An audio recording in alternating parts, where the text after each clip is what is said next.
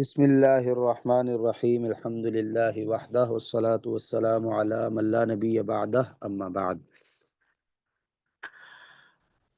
پچھلے سبق میں ابو حمدون کے طریق میں ابن الطبر کا طریق بیان ہوا تھا، اور ابن الطبر کے نام کے ساتھ کتاب الکفایہ لکھی تھی جو کہ سبط الخیاط کی کتاب ہے۔ سوال یہ تھا کہ ہم اس کو ابن الطبر کا طریق کیوں کہہ رہے ہیں، حالانکہ یہ تو کتاب الکفایہ سے ہے، تو پھر یہ طریق سبط الخیاط ہوا نا۔ تو یہاں ایک تاریخی معلومات آپ کے ذہن میں ہونی چاہیے، پھر آپ کو یہ مسئلہ سمجھ میں آئے گا۔ امام تاج الدین ابو الیمن زید بن حسن الکندی، یہ ایک بہت بڑی شخصیت ہیں، اور ان کی وجہ سے امام ابن الجزری کی بہت سی سند جو ہیں وہ عالی ہو جاتی ہیں۔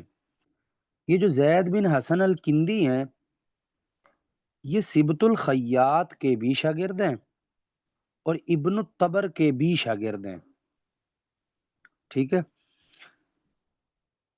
تو امام ابو الیمن الکندی بہت چھوٹی عمر میں تھے، یعنی تقریباً 7 سال کی عمر میں، جیسا کہ علامہ ذہبی نے لکھا ہے، اور بعضوں نے 10 سال کا بھی لکھا ہے، یعنی 7 سال میں بھی انہوں نے علم قرات کا کافی سارا حصہ پڑھ لیا تھا، اور 10 سال کی عمر میں تو تقریباً سب پڑھ لیا تھا، قرآن مجید سنا دیا تھا سبط الخیاط کو۔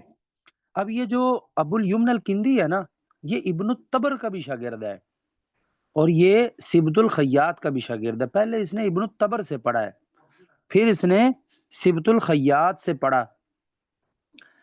اب ابن الطبر سے اس نے 6 روایات پڑھی تھیں۔ ابو الیمن الکندی نے ابن الطبر سے 6 روایات پڑھی تھیں، نافع مکی بصری، عاصم کسائی اور خلف العاشر، یہ 6 قراءات پڑھی تھیں۔ تو اس بچے کے لیے، یعنی ابو الیمن الکندی کے لیے، جو ظاہر چھوٹی عمر میں تھے، ابو الیمن الکندی نے جس سن میں قرآن مجید پڑھا ہے نا ابن الطبر سے، پھر اسی سن کی جمادی الاخر میں ابن الطبر وفات بھی پا گئے ہیں، یعنی ابو الیمن الکندی کی 10 سال عمر تھی جب ابن الطبر کو انہوں نے قرآن مجید سنایا، اور پھر ابن الطبر وفات بھی پا گئے۔ تو اب یہ جو بچہ ہے، اتنا قابل بچہ، یہ اب سبط الخیاط کے پاس آیا پڑھنے کے لیے۔ سبط الخیاط نے ایک کتاب لکھی اس بچے کے لیے، اس کا نام رکھا کتاب الکفایہ۔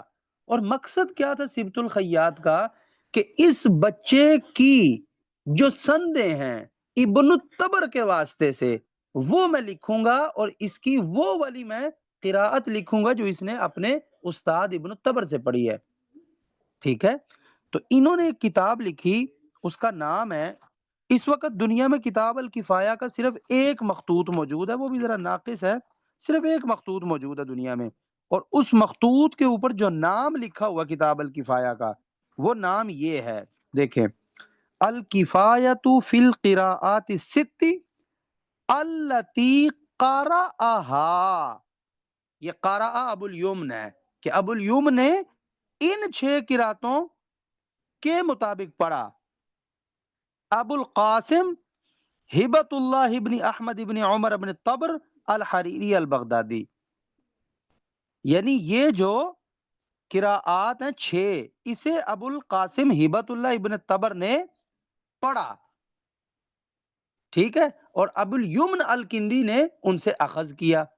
تو پھر آگے وَتُوفِّيَ بِهَا سَنَةَ 31 و500، اور یہ جو کتاب ہے نا، یہ کتاب، یہ جو بندہ ہے ابن الطبر جو ہے، یہ 531 ہجری میں وفات پایا ہے، جمادی الاخرہ میں وفات پائے تھے یہ، اور اسی سن میں یہ کتاب تصنیف کی گئی ہے، اسی سن میں ہی یہ کتاب تصنیف بھی کی گئی ہے، اور 10 سال کے بعد یعنی 541 میں سبط الخیاط بھی وفات پا گئے تھے۔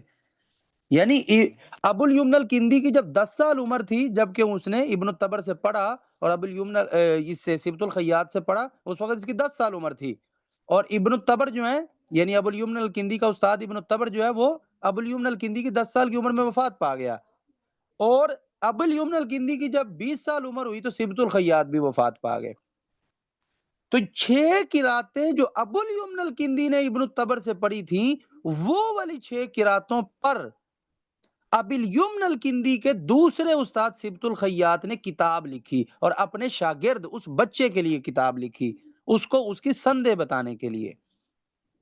ٹھیک ہے، تو یہ کتاب سبط الخیاط نے جو کفایہ لکھی یہ ابن التبر کے لیے لکھی ہے اور ابن التبر کی پڑھی ہوئی چیزوں کے بارے میں لکھی ہے.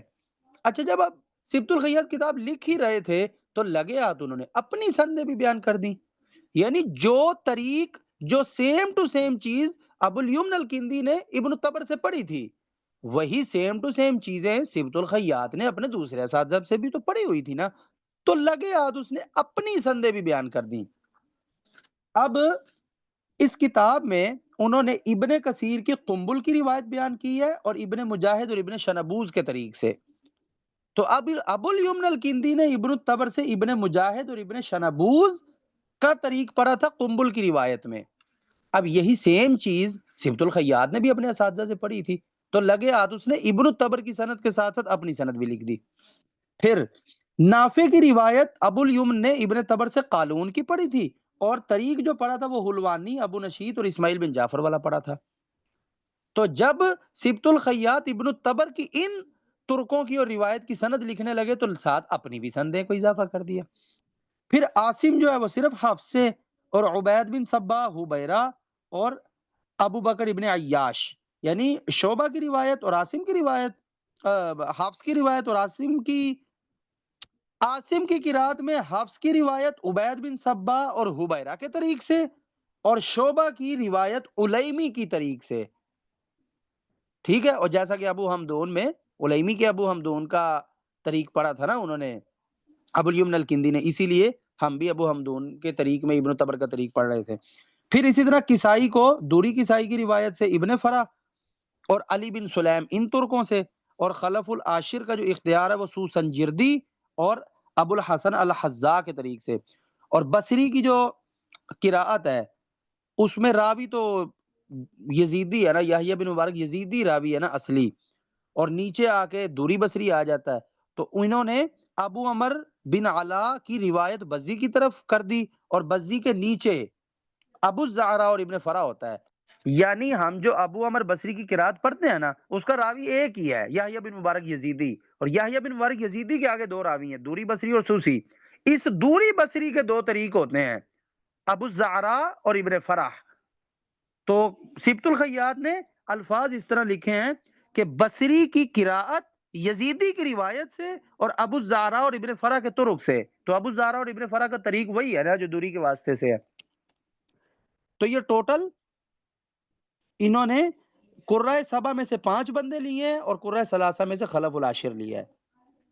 تو یہ کتاب انہوں نے ابو الیمن الکندی کے لیے تیار کی کہ اس کتاب میں وہ چیزیں لکھوں گا جو تم نے ابن تبر سے پڑھی ہیں، اور میں ابن التبر کی سندیں بھی لکھ دوں گا، کیونکہ تمہیں تو نہیں پتا، ظاہر ہے وہ چھوٹا بچہ ہے.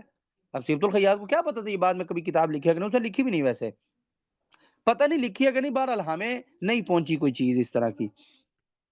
اچھا، جب ابن التبر کی سندیں لکھ رہے تھے تو ساتھ ساتھ اپنی بھی لکھ دی. تو اب جو دنیا میں اس وقت مخطوط موجود ہے نا تو اس میں جگہ جگہ پر نسخہ خراب ہوا ہے، جگہ جگہ پر نسخہ خراب ہوا ہے. تو کم از کم باب الاسانید میں امام ابن کثیر کی سندیں تو پوری کی پوری باقی ہیں. محقق نے جو تفصیل بتائی ہے وہ یہ ہے کہ ابن کثیر کی تو تمام کی تمام سندیں مذکور ہیں، لکھی ہوئی ہیں، موجود ہیں، لیکن بعض سندیں جو ہیں وہ صفحہ ہی پورے کا پورا وہاں سے کٹا ہوا ہے، یا صفحہ خراب ہو گیا ہے، یا صفحے پہ کچھ لفظ سمجھ نہیں آ رہے، سیاہی گر گئی وغیرہ وغیرہ. تو سب سے پہلے انہوں نے باب الاسانید میں اما قراءت ابن کثیر میں روایت قمل من طریق ابن مجاہد فإن شیخ ابو القاسم ہبت اللہ ابن احمد بن عمر الحریری، یہ ابن الطبر ہے. تو ظاہر ہے کتاب ابو الیوم کے لیے لکھ رہے ہیں نا، تو پہلے تو اسی کی استاد کی سند لکھیں گے نا کہ حریری نے کس سے پڑھا کس سے پڑھا کس سے پڑھا. پھر بعد میں اپنا بھی بتایا وقرأت انا بها، میں نے اس طریق کے مطابق القرآن من اولہ الی آخرہ علی الشیوخ الائمہ ابی الفضل عبد القاہر بن عبد السلام بن علی العباسی المکی. اسی طرح ان کا دوسرا ابو طاہر احمد بن ابن سوار پھر تیسرا استاد ابو المعالی ثابت بن بندار. تو اپنے تینوں اساتذہ کی سند بھی لکھ دی. یعنی سبط الخیاط نے یہ والا طریق اپنے تینوں اساتذہ سے پڑھا تھا، ساتھ ساتھ اپنی سندیں بھی لکھ دی.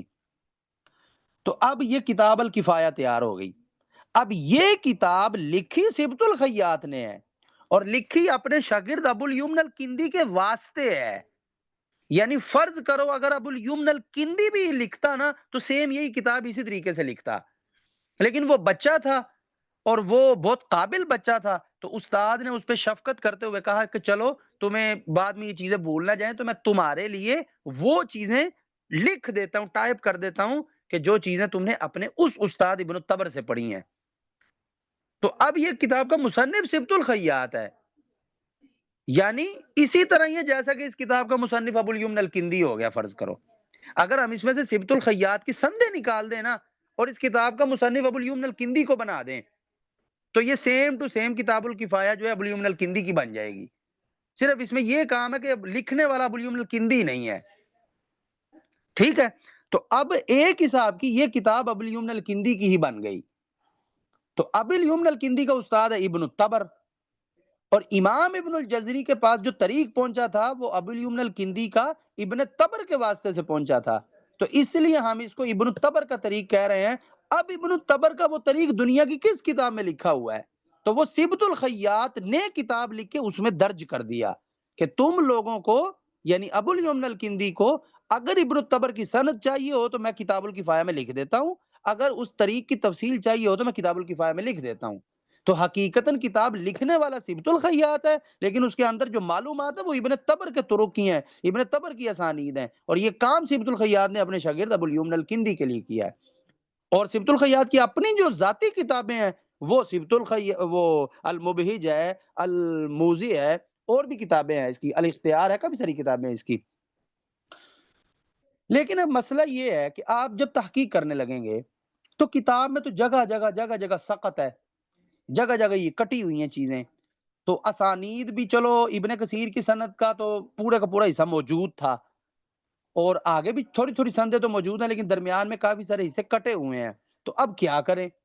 تو اللہ تعالیٰ نے ہم پر ایک بہت بڑا رحم کیا کہ ایک بندہ ہوا امام ابن الجزری کے اساتذہ میں ابن السلار.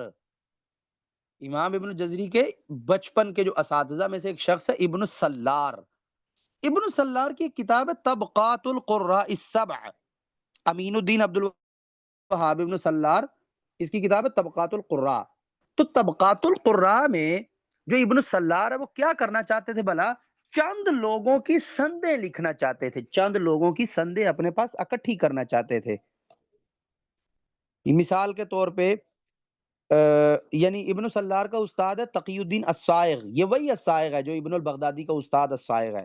یعنی امام ابن الجزری کا استاد ہے نا ابن البغدادی، اور ابن البغدادی کا استاد ہے الصائغ. تو یہی الصائغ جو ہے ابن السلار کا استاد بھی ہے. تو تقی الدین محمد بن احمد بن عبد الخالق الصائغ، اور الصائغ کے کافی سارے اساتذہ، ان میں سے ایک ہے ابراہیم بن فارس. یہ سندیں ساری آپ پڑھ لیں گے انشاءاللہ، میں جب آپ کو ابن الجزری کی سندیں کتاب کے مصنف تک پڑھاؤں گا نا اس میں یہ سارا آئے گا. تو امام ابن الجزری یہ جو ہے الصائغ جو ہے اس کا ایک استاد ہے، اس کا نام ہے تمیمی، یعنی تو مختصراً اگر کہنا ہو تو آپ تمیمی کہہ سکتے ہیں. وہ ہے ابی اسحاق ابراہیم بن احمد بن ابراہیم بن فارس التمیمی. ہم اس کو ابراہیم بن فارس التمیمی کہہ دیتے ہیں. اور اس تمیمی کا استاد ہے ابو الیمن الکندی. ٹھیک ہے، تو اب ابن السلار کی جتنی سندیں ہیں ان میں سے جو مین بندے ہیں ان بندوں میں سے ایک بندہ ہے ابو الیمن الکندی. تو اب یہ ابو الیمن الکندی کی سندیں لکھنے لگے ہیں. تو انہوں نے ساری کی ساری سندیں لکھ دی جو ابن الطبر کے واسطے سے تھیں. تو اللہ تعالیٰ کے کرم سے کتاب الکفایہ کا نسخہ ضائع اور خراب ہو جانے کے باوجود بھی ہم تک جو ہے وہ ابو الیمن الکندی کی ہبت اللہ ابن الطبر کے واسطے سندیں پہنچ گئی. ظاہر ہے ابن سلار نے کہاں سے اٹھائی ہوں گی؟ کتاب الکفایہ سے اٹھائی ہوں گی.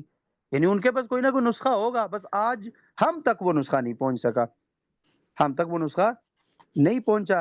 لیکن ابو الیمن الکندی کی ہی سندیں جو ہیں وہ بہرحال ہم تک پہنچ گئیں، وہ پھر ہم تک الحمدللہ پہنچ گئی۔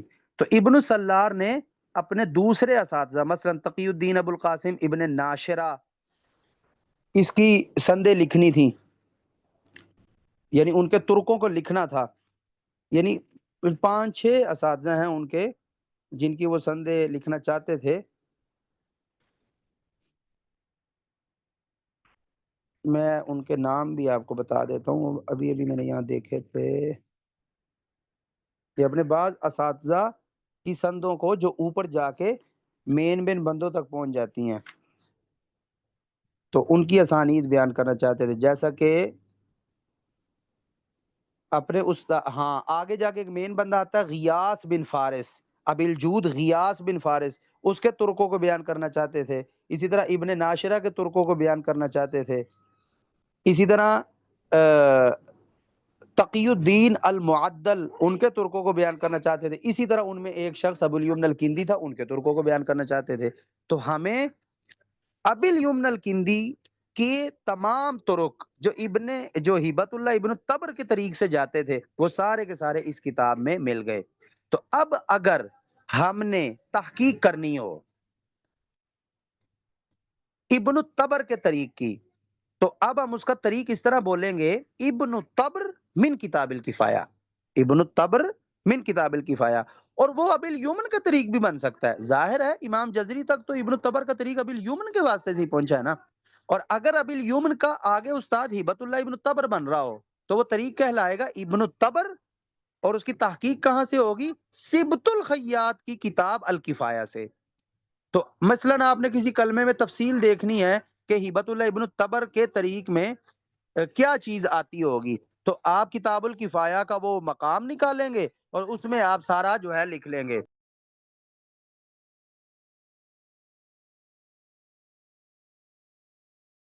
تو اس کلمے میں آپ اپنی پوری تفصیل نکال لیں گے۔ پھر آگے آپ کیا کریں گے؟ اب آپ سند بھی ٹیلی کرنا چاہتے ہیں، تو سند آپ ٹیلی کرنے کے لیے جب کفایت الست کی کا باب الاسانید کھولیں گے تو اس میں آپ کو سند مل جائے گی، لیکن وہ نسخہ خراب ہو جانے کی وجہ سے کچھ سندیں موجود ہیں، کچھ سندیں موجود نہیں ہیں۔ تو اب جو سندیں موجود نہیں ہیں تو اب آپ کو کیسے پتہ چلے گا؟ تو یعنی ہمارا طریقہ کار یہ ہوتا ہے کہ ہم بھلا کیا کرتے ہیں، ہم جب کسی سند کے بارے میں تفصیل مل جائے تو ہم کہتے ہیں نصی ہے، نہ ملے تو کہتے ہیں ادائی ہے، اور اگر کتابی دنیا میں موجود نہ ہو تو ہم کہتے ہیں پتہ نہیں، لا اعلم کہہ دیتے ہیں، لا نعلم، ہم نہیں جانتے، پتہ نہیں اس کتاب میں کیا تھا کیا نہیں تھا۔ اگر کتاب ہم تک پہنچ گئی تو ہم تحقیق کر لیں گے، لیکن اللہ تعالیٰ کی توفیق سے کتاب الکفایہ میں جو سندیں ہیں وہ معلوم کرنے کے لیے ہمارے پاس پھر ابن السلار کی کتاب ہاتھ میں آ گئی، تو ہم نے سند یہاں سے ٹیلی کر لینی ہے۔ ظاہر ہے امام ابن الجزری نے تو کتاب الکفایہ میں سے ہی سند لے کر دی ہے نا، اور ابن السلار نے بھی وہاں سے اٹھائی ہے، تو سند تو سیم ہی ہوگی نا۔ تو اس طرح ہم سند کا تقابل بھی کر سکتے ہیں، ٹیلی کر سکتے ہیں، اور ہم کلمات کو بھی ٹیلی کر سکتے ہیں۔ تو اس لیے ہم بولتے ہیں کہ طریق ابن طبر من کتاب الکفایہ لسبت الخیاط۔ اور لیکن اگر یہ والا کام سبت الخیاط نے فرض کرو نہ کیا ہوتا اور یہ کام کری ابو الیمن الکندی نے دیا ہوتا کتاب الکفایہ کے نام سے، تو ہم کہتے طریق ابو الیمن من کتابہ الکفایہ وہو قرأ علی ابن الطبر۔ تو اس طرح ہمیں ہبت اللہ ابن الطبر کے طرق پتہ چل جاتے۔ تو یہ پوری تقریر جو میں نے کی ہے یہ اس بات کا جواب ہے کہ ہم ابن الطبر کے طریق کو لے رہے ہیں کتاب الکفایہ سے، تو ہم ڈائریکٹ اس کو سبت الخیاط کا طریق کیوں نہیں کہہ دیتے؟ تو بس اسی لیے نہیں نا کہتے کہ سبت الخیاط نے تو ابن الطبر سے نہیں نا پڑھا، سبت الخیاط نے تو ابن الطبر سے نہیں پڑھا، اور ابن الطبر ویسے بھی عمر میں بڑے تھے ان سے، اور سبت الخیاط سے 10 سال پہلے وہ وفات پائے ہیں۔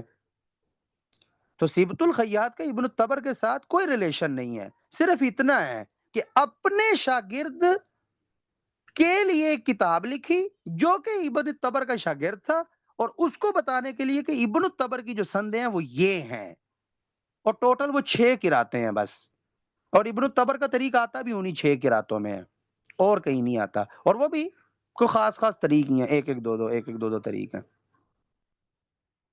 تو یہ ہے ابن الطبر کے طریق کی تفصیلی کہانی۔ چلیں، جزاکن اللہ خیر، بارک اللہ فیکن، حیاکن اللہ تعالی.